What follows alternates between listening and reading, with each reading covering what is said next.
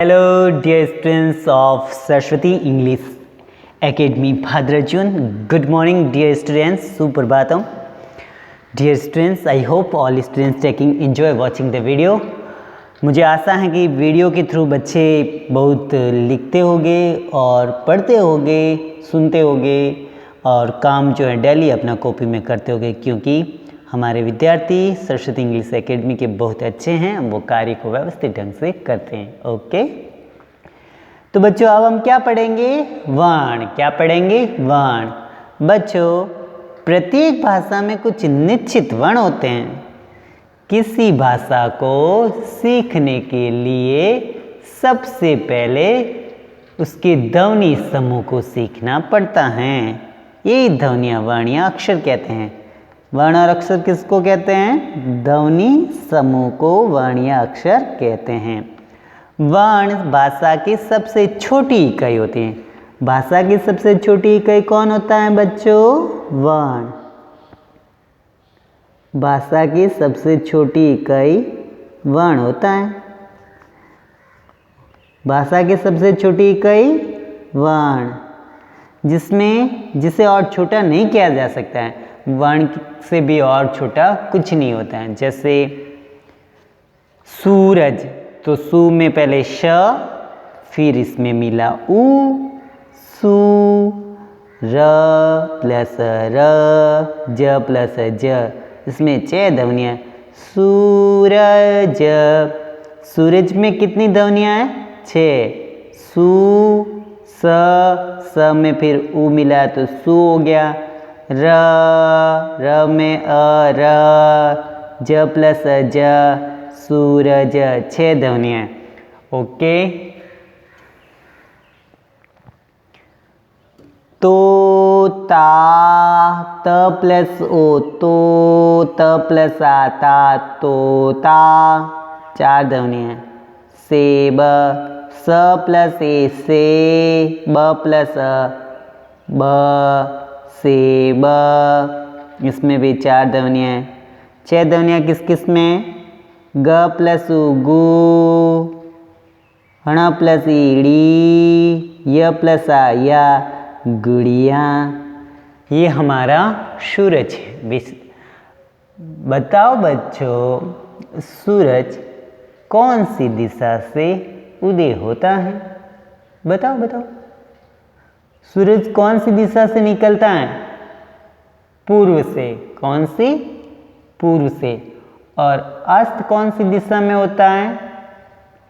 पश्चिम। कौन सी दिशा में? पश्चिम। और तोता जो होता है ना, वो क्या करता है? टें टें। तोता क्या करता है? टें टें। और एप्पल क्या है? सेब। सेब को इंग्लिश में क्या कहते हैं? एप्पल। मीन्स सेब। सेब एक फल है। क्या है? फल। और गुड़िया, गुड़िया छोटे बच्चों का खिलौना, टॉयज। टॉयज मीन्स खिलौना। टॉयज मीन्स खिलौना। लिखिए बच्चों, अपनी कॉपी में लिखिए, पूरा अच्छी राइटिंग में लिखिए। स्टार्ट टू राइट, लिखना शुरू कीजिए।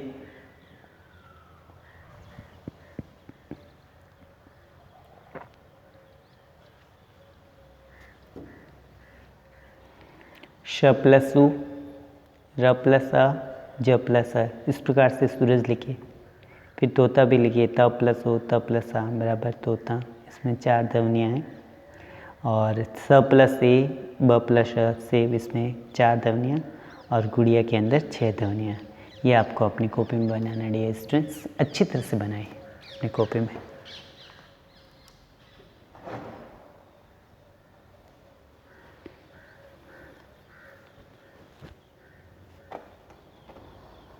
लिखा बच्चों? इजी इजी लिखिए, सुंदर राइटिंग में लिखिए। अब हम पढ़ेंगे वर्णमाला। वर्ण ही थे यह। सबसे भाषा की सबसे छोटी इकाई क्या होती है? वर्ण। बच्चों बताओ, भाषा की सबसे छोटी इकाई क्या होती है? वर्ण होती है। क्या होती है? वर्ण। और अब हम क्या पढ़ेंगे? वर्णमाला। क्या पढ़ेंगे? वर्णमाला। ओके, भाषा की वह सबसे छोटी इकाई, भाषा की वह सबसे छोटी इकाई जिसके टुकड़े नहीं किए जाए, भाषा की वह सबसे छोटी इकाई जिसके टुकड़े नहीं किए जाते हैं, वर्ण या अक्षर कहलाती है। भाषा की सबसे छोटी इकाई जिसके टुकड़े नहीं किए जाते हैं वो वर्ण या अक्षर कहलाती है। क्या कहलाती है? वर्ण या अक्षर। लिखिए बच्चों अपनी कॉपी में। अब हम पढ़ेंगे वर्णमाला, स्वर और व्यंजन। जब स्वर और व्यंजनों को निश्चित क्रम के अनुसार लिखने पर हिंदी की वर्णमाला बनती है। स्वर और व्यंजनों को निश्चित क्रम में लिखने से जो वर्णमाला बनेगी वो कौन सी भाषा की बनेगी? हिंदी की। स्वर और व्यंजनों को निश्चित क्रम में लिखने पे जो वर्णमाला बनती हैं वह है हिंदी की वर्णमाला। प्रत्येक भाषा की अपनी खुद की वर्णमाला होती है। प्रत्येक जो भाषा हैं उसकी अपनी खुद की क्या होती है? वर्णमाला होती है। अच्छा बच्चों बताओ, वर्णों के व्यवस्थित समूह को क्या कहते हैं? वर्णों के व्यवस्थित समूह को वर्णमाला कहते हैं। वर्णों के व्यवस्थित समूह को क्या कहते हैं? वर्णमाला। बताओ बच्चों, वर्णमाला किससे कहते हैं? वर्णों के व्यवस्थित समूह को वर्णमाला कहते हैं। वर्णमाला किससे कहते हैं? वर्णों का जो व्यवस्थित समूह है उसको हम वर्णमाला कहते हैं। ओके, लिखिए अपनी कॉपी में। वर्णों के व्यवस्थित समूह को क्या कहेंगे? वर्णमाला। क्या कहेंगे बच्चों? वर्णमाला। अच्छी तरह से लिखिए और इनको याद कीजिए। डेफिनेशन, परिभाषा आपको बहुत अच्छी तरह से लर्न होनी चाहिए। परिभाषा आपके एग्जाम में भी पूछी जाती हैं, तो आपको परिभाषा को बहुत अच्छी तरह से लर्न करना है। वर्णों के व्यवस्थित समूह को वर्णमाला कहते हैं। वर्णों के व्यवस्थित समूह को क्या कहते हैं बच्चों? वर्णमाला। ओके। वर्णों के प्रकार। हिंदी वर्णमाला को 2 भागों में बांटा गया है। हिंदी वर्णमाला को कितने भागों में बांटा गया है बच्चों? 2। हिंदी वर्णमाला को कितने भागों में बांटा गया है डियर स्टूडेंट्स? 2 भागों में। स्वर और व्यंजन। स्वर और व्यंजन। हिंदी वर्णमाला को 2 भागों में बांटा गया है, स्वर और व्यंजन। स्वर कौन से होते हैं? स्वर वे वर्ण जिनको बोलने या लिखने के लिए किसी अन्य अक्षर की सहायता नहीं लेनी पड़ती है, वे होते हैं हमारे स्वर।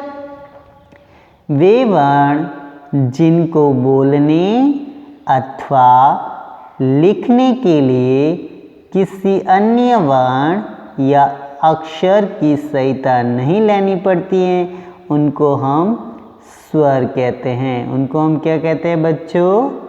स्वर। क्या कहते हैं? स्वर। और हिंदी में स्वरों की संख्या कितनी है?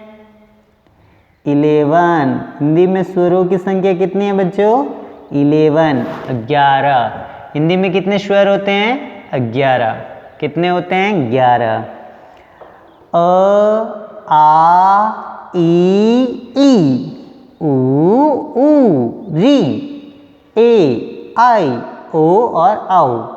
1 2 3 4 5 6 7 8 9 10 एंड 11। ये 11 क्या हैं? स्वर। और ये हैं अंग और अह, इन्हें अयोग्यवाह कहते हैं। अयोग्यवाह। अयोग्यवाह कहते हैं। इनको क्या कहते हैं? अयोग्यवाह। ये वर्ण न तो स्वर हैं न ही व्यंजन है।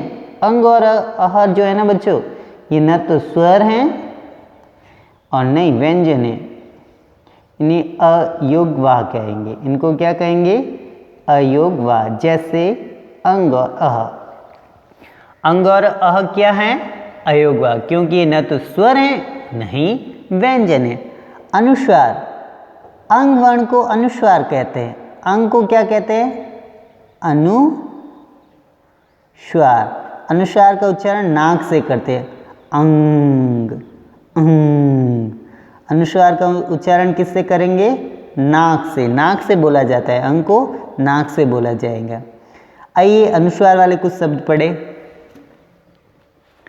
जैसे कंगन, कंगन, बंधन, रंग, ढंग, संग, शंख। तो अंग को जो है नाक से किया जाता है। कंगन, कंगन नहीं होता, कंगन, बंधन, रंग, ढंग, संग, शंख, ये होते हैं अनुस्वार वाले। ओके, तो आपको ये पूरा अपनी कॉपी में लिखना है। हिंदी वर्णमाला को 2 भागों में बांटा गया है, स्वर और व्यंजन। स्वर वो होते हैं जिनको बोलने के लिए किसी और की सहायता की जरूरत ही नहीं होती है, वो होते हैं स्वर। ओके, और स्वर 11 हैं हिंदी में, जो मैंने आपको बता दिए हैं। और अयोग्य व अंग और अह है, क्योंकि ये न तो स्वर हैं, अंग और अह न तो स्वर है न ही व्यंजन है। और अनुस्वार, अंग वर्ण को अनुस्वार कहा जाता है और अनुस्वार हमेशा नाक से बोला जाता है। अनुस्वार किससे बोला जाता है बच्चों? नाक से। ओके बच्चों, लिखिए अपनी कॉपी में। आपकी राइटिंग नीट एंड क्लीन होनी चाहिए और बिल्कुल व्यवस्थित ढंग से आप अपना काम कीजिए, लिखावट सुधारिए और जितना आपको पढ़ाया जा रहा है वीडियो के थ्रू, उस वीडियो के थ्रू आप पूरा पढ़ें और लिखें और याद कीजिए। पेरेंट जो है ध्यान रखिए कि बच्चे वीडियो के थ्रू जो वर्क मिल रहे वह कर रहे हैं या नहीं कर रहे। Okay dear students, do this work in the notebook, stay in home, live happy, live healthy. See you in next videos.